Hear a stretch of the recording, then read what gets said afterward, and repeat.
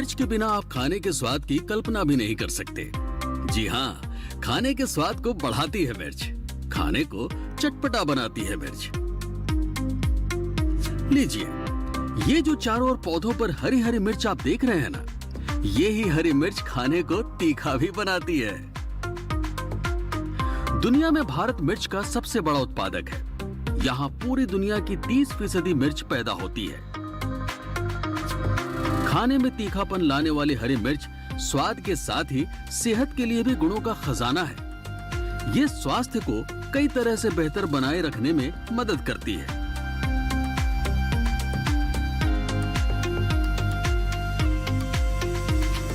पौधों पर लटकी इन हरी मिर्चों को महिलाएं बेचने के लिए नहीं तोड़ रही हैं, बल्कि अब ये मिर्च खाद्य प्रसंस्करण के काम आएंगी।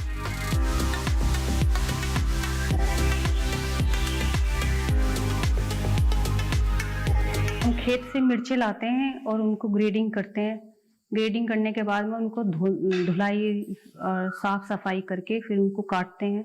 काटने के बाद में मिर्च मसाले तैयार करके फिर हम उनका अचार डालते हैं और फिर बाजार में सप्लाई करते हैं।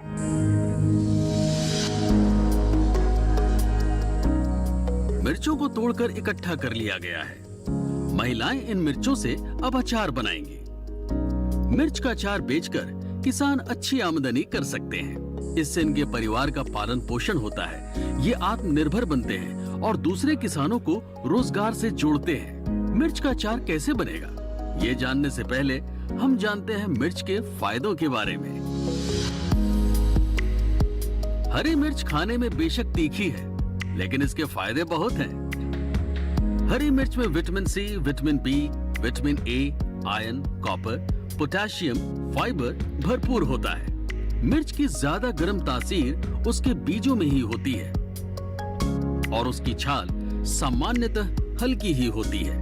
ये पाचन में मददगार होती है, कोलेस्ट्रॉल लेवल को कम करती है, वजन कम करने में बहुत लाभकारी है और संक्रमणों से बचाव भी करती है। हरी मिर्च का अचार कई लोकप्रिय अचारों में से एक है। इसे बनाना काफी आसान है। जिन लोगों को तीखा खाने का शौक होता है, ये अचार उनका फेवरेट होता है। कोई भी खाना हो, हरी मिर्च का अचार मिल जाए तो बस मजा ही आ जाता है।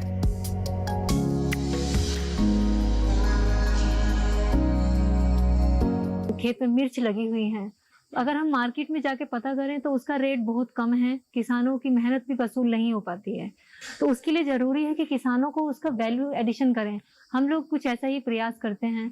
हम लोग खेत में से मिर्च हैं उनको लेके आते हैं, उसको मसाले और तेल के साथ में अच्छे से मिक्स किया जाएगा और किसी एयर टाइट बर्तन में भरकर और उसे आप तेल में अच्छे से डुबा के रख दीजिए। तो ये एक तरीका हो गया कि आपका घर में प्रोसेस भी हो गया और आपके सामान की गुणवत्ता भी बढ़ गई और वो मार्केट के लिए भी तैयार हो गया। तो किसानों को इस चीज़ के लिए ज़रूरी है कि वो परिवार में एक छोटी सी प्रोसेसिंग यूनिट शुरू कर सकते हैं और इससे खेती के साथ साथ परिवार की आय दुगनी हो जाती है। मिर्च को तोड़कर अब अलग अलग किया जा रहा है। हरी मिर्च और थोड़ी पकी हुई मिर्च को अलग कर लिया गया है।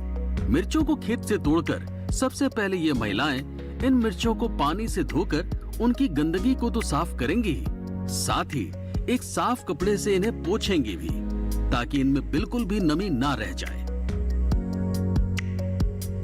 मिर्च का अचार बनाने के लिए ऐसा करना बहुत जरूरी है।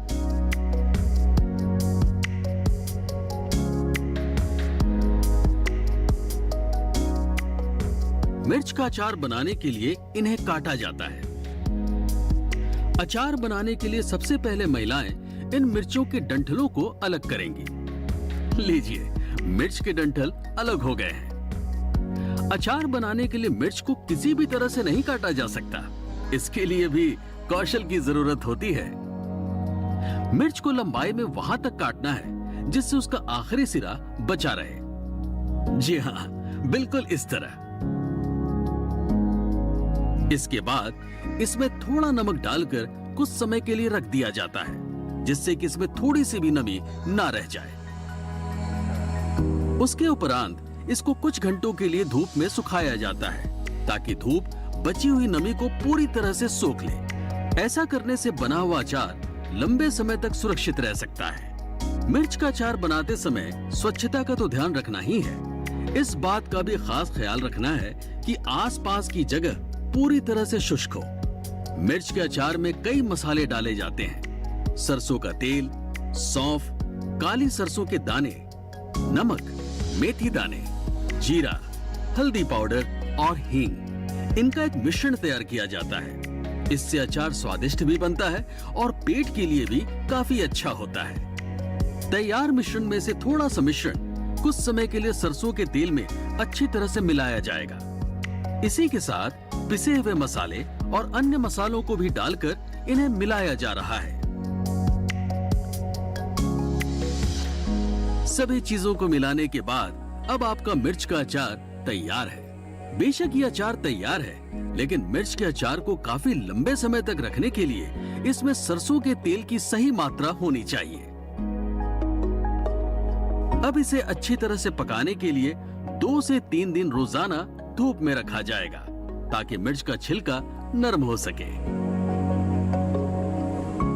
हम अपने खेत से उगाए सामान को प्रोसेसिंग के जरिए उसकी गुणवत्ता को बढ़ाएं, उसकी वैल्यू एडिशन करें और उसकी पैकेजिंग ब्रांडिंग करके किसी भी संगठन से जुड़कर उस सामान को हम घर घर में भी पहुंचा सकते हैं। आप देख सकते हैं मिर्च का अचार बिल्कुल तैयार है, लेकिन ये अभी आपके पास नहीं पहुंचेगा। अब इसकी पैकिंग और लेबलिंग होगी। प्रोसेसिंग बहुत ही महत्वपूर्ण घटक है। प्रोसेसिंग मात्र किसी चीज के रूपांतरण का नाम नहीं है, बल्कि उसकी गुणवत्ता का संवर्धन करने से है। जैसे हमने अचार को खाने योग्य तो बनाया, लेकिन अचार में जो शुद्ध क्वालिटी का तेल है, जो शुद्ध क्वालिटी का मसाला है और किसी भी प्रकार का कोई भी प्रिजर्वेटिव नहीं है। अब तैयार मिर्च के अचार को पैकिंग के लिए भेजा गया है। इन्हें जार और कांच की बोतलों में भरा जा रहा है। कांच की बोतलों में भरने के बाद इन्हें सील पैक किया जा रहा है। कांच की बोतलों में अचार को भरते समय इस बात का पूरी तरह से ख्याल रखा जाता है कि बोतल पूरी तरह साफ और शुष्क हो, ताकि अचार की गुणवत्ता और शुद्धता लंबे समय तक बनी रहे। अब आपका मिर्च का अचार तैयार है।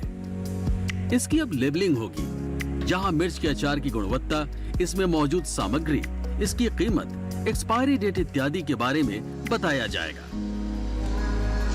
अगर हम मिर्चों को बाजार के रेट पे बेचते हैं तो बाजार का रेट नहीं मिल पाता है।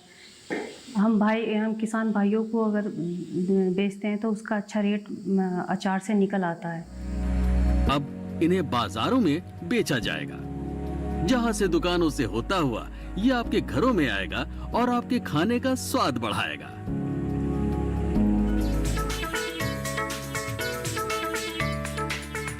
किसान सरसों की कटाई इसे बेचने के लिए नहीं कर रहे हैं, बल्कि इसका खाद्य प्रसंस्करण में इस्तेमाल होगा।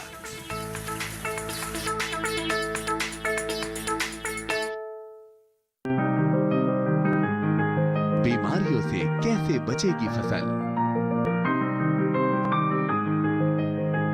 मवेशियों की मुश्किलों का क्या है हल? कहां से लाएं बीज? कितनी लगेगी खाद? किसानों के हर फोन का विशेषज्ञ देंगे जवाब। देखिए हेलो किसान लाइव, सोमवार से शुक्रवार शाम 6 बजे।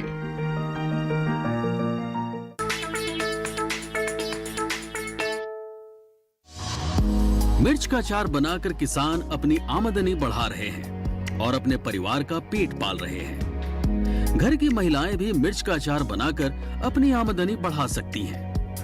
खाद्य प्रसंस्करण के जरिए किसान अपना और अपने परिवार का अच्छी तरह से पालन पोषण कर रहे हैं।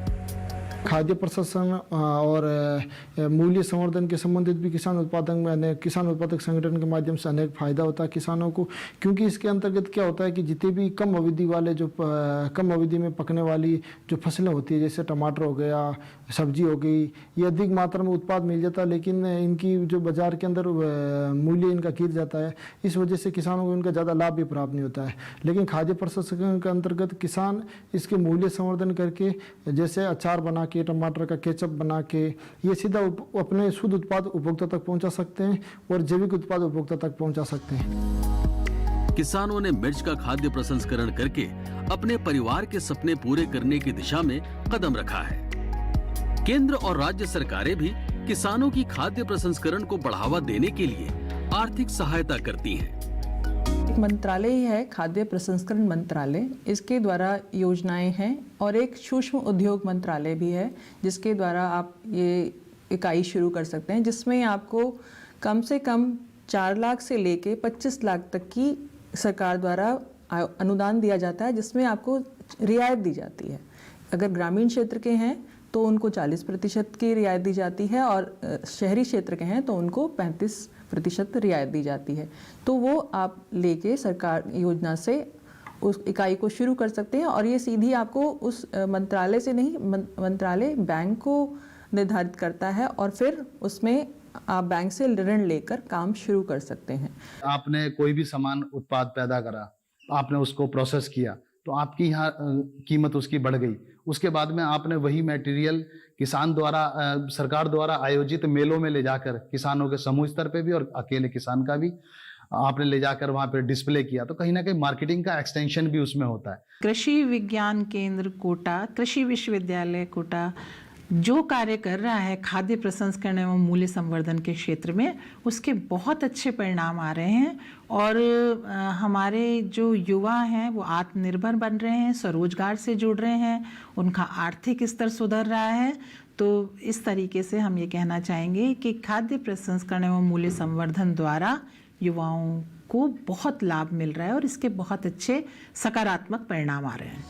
खाद्य प्रसंस्करण एक ऐसा जरिया है जिससे किसान कम समय में अधिक आमदनी कर सकते हैं। खाद्य प्रसंस्करण नए तरीकों से आमदनी बढ़ाने का बेहतर अवसर देता है। किसानों को खाद्य प्रसंस्करण के लिए ऋण देकर उन्हें जागरूक करने का काम भी सरकार कर रही है, ताकि किसान खाद्य प्रसंस्करण के लिए प्रेरित हो।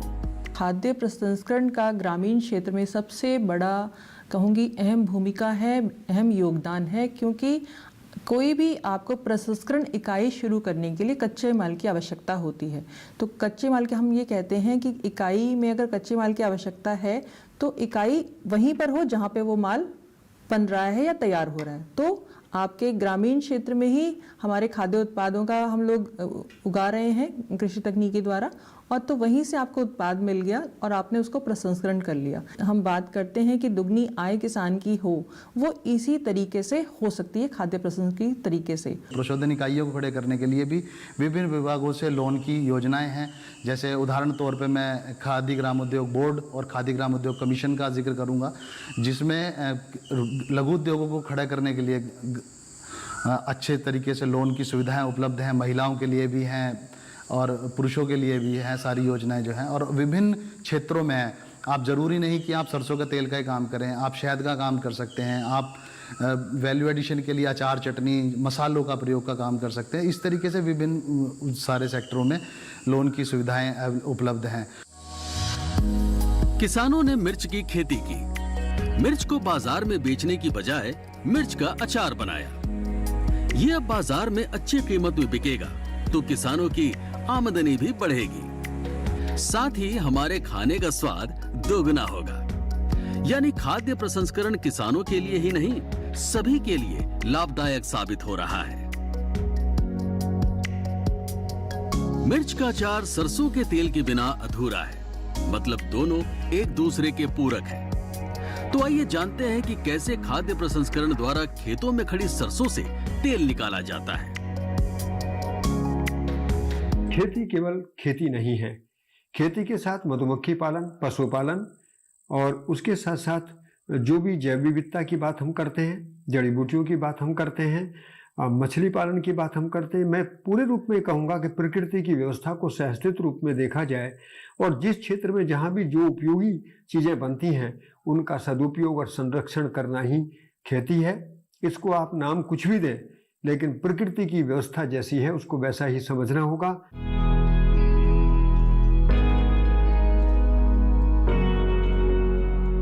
चारों ओर हरे और पीले सरसों के खेत दिखाई दे रहे हैं। दूर तक फैले सरसों की ये खेत पीले फूलों से लदे हुए बहुत ही सुंदर दिख रहे हैं। हमारे देश में सरसों की खेती बहुत लोकप्रिय है। सरसों छोटे छोटे काले, सफेद और पीले रंग की होती हैं। किसान सरसों को उगाने के लिए बहुत मेहनत करते हैं, जिससे कि वो अपनी रोजी रोटी कमा सकें। अब महीनों की मेहनत के बाद सरसों उगकर तैयार हो गई है। किसानों के चेहरों पर सुकून को देखा जा सकता है। उनके लिए ये राहत की बात है कि अब उन्हें आमदनी बढ़ाने का अवसर मिलेगा।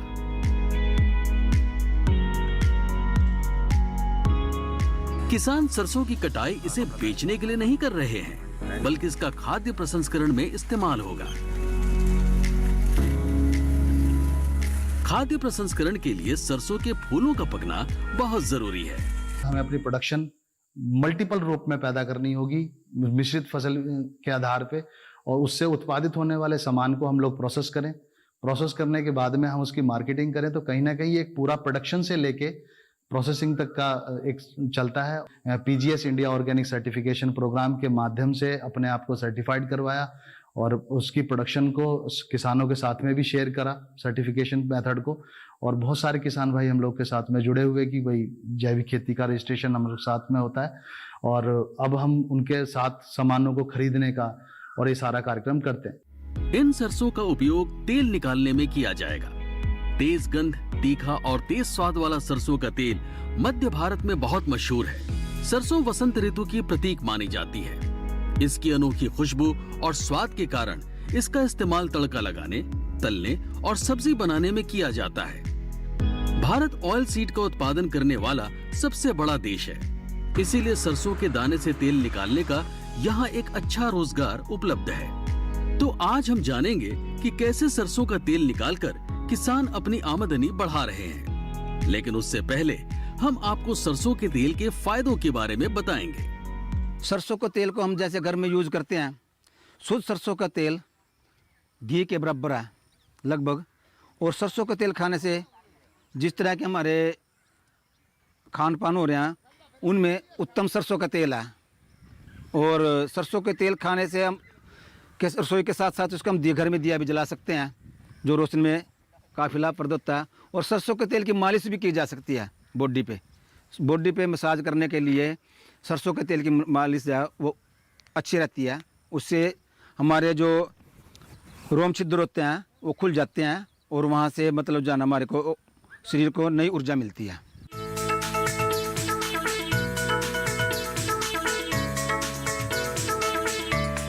सरसों का तेल इसके बीजों से निकलता है। इसकी सुगंध तेज और स्वाद तीखा कड़वा होता है।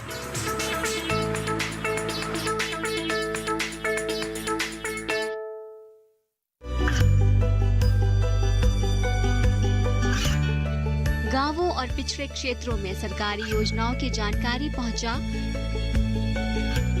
देश में कौशल और क्षमता विकास कर ग्रामीणों को सामाजिक बदलाव और विकास से जोड़ने की दूरदर्शन किसान की पहल चौपाल चर्चा देखें सोमवार से शुक्रवार सुबह 9 बजे।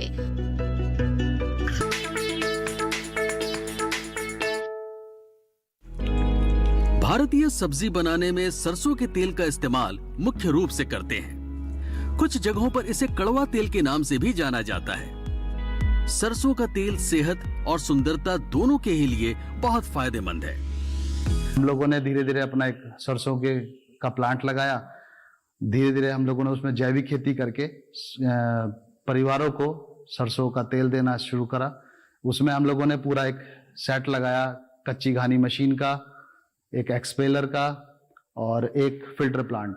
तो कच्ची घानी से हम लोग पहले कच्ची घानी में सरसों डालते हैं, जिसमें हमारी लगभग 22 से 25% सरसों का जो तेल है वो हमको मिल जाता है। उसके बाद में हम जो उसका अवशेष यानी जिसको खली बोल देते हैं, उस खल को हम लोग एक्सपेलर में डालते हैं, और जो रेस्ट बचा हुआ उसके अंदर सरसों का तेल बच रहा है, उस सरसों के तेल को हम लोग यूज़ करते हैं सरसों को एक्सपेलर के अंदर।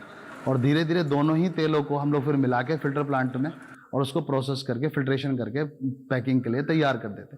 तो उस अनुपात में जब हमने देखा तो बाजार आधारित होने के बावजूद भी हमारा जो सरसों का उत्पाद रेट है वो कहीं ना कहीं हमको दुगने के लगभग में पड़ गया, क्योंकि ना तो बिचौलिया प्रोसेसिंग हमारे हाथ में थी, मंडी का हम लोगों ने रुख नहीं देखा, ना आड़त कटी, ना भाड़ा लगा, ना कुछ हमारा लगा, और हमारे को बाजार से अच्छे रेट मिल गए। सरसों का तेल इसके बीजों से निकलता है। इसकी सुगंध तेज और स्वाद तीखा कड़वा होता है। किसान सरसों के बीजों को अलग कर चुके हैं। सरसों का तेल निकालना बहुत आसान है, लेकिन इसके बीजों को अलग करने की प्रक्रिया बहुत ही मेहनत का काम है।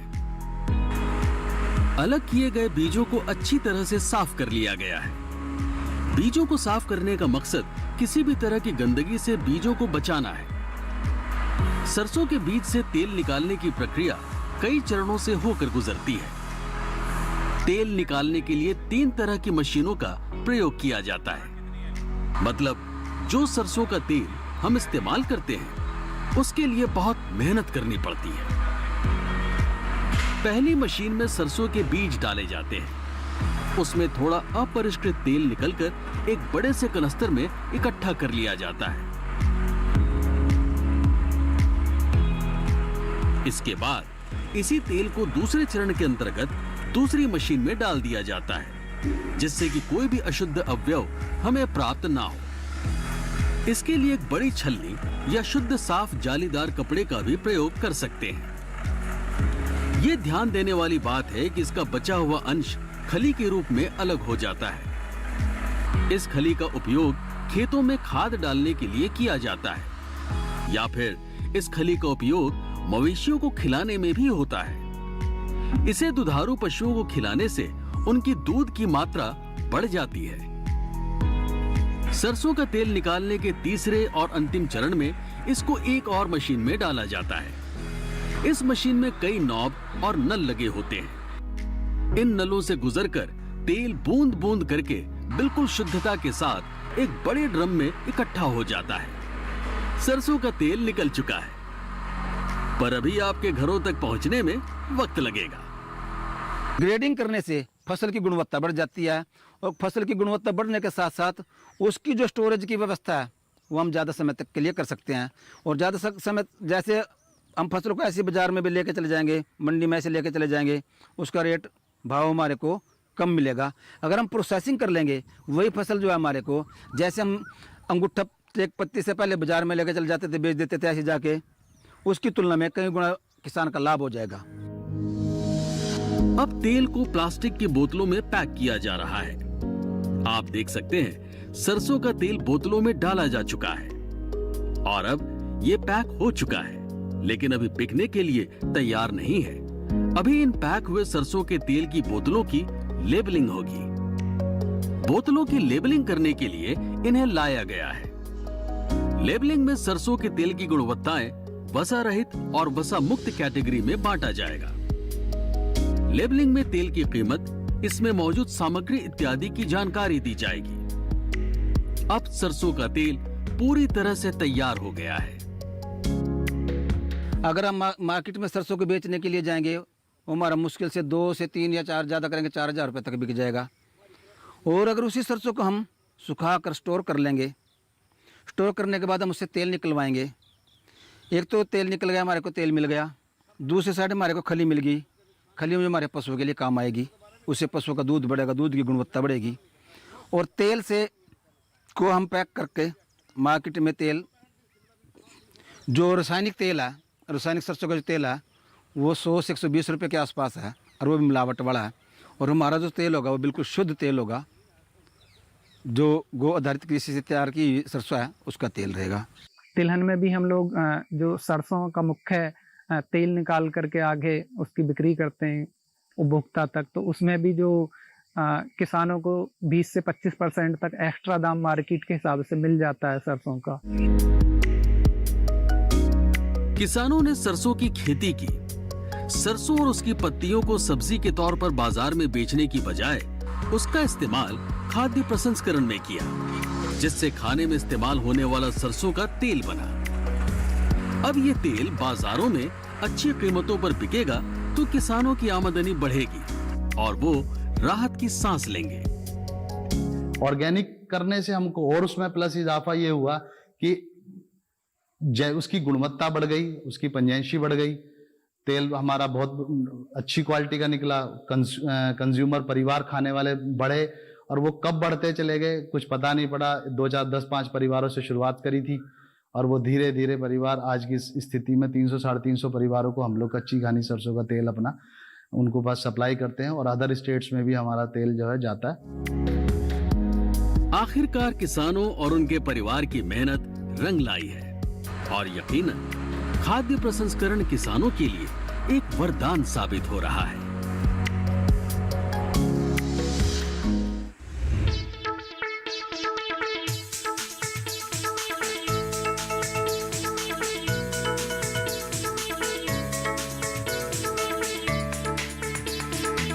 चलिए अब आपको ले चलते हैं हम अपने स्टोर में, जहाँ पर हम लोग दूध से पनीर, छाछ, मक्खन, घी, पल्लर आदि बनाते हैं।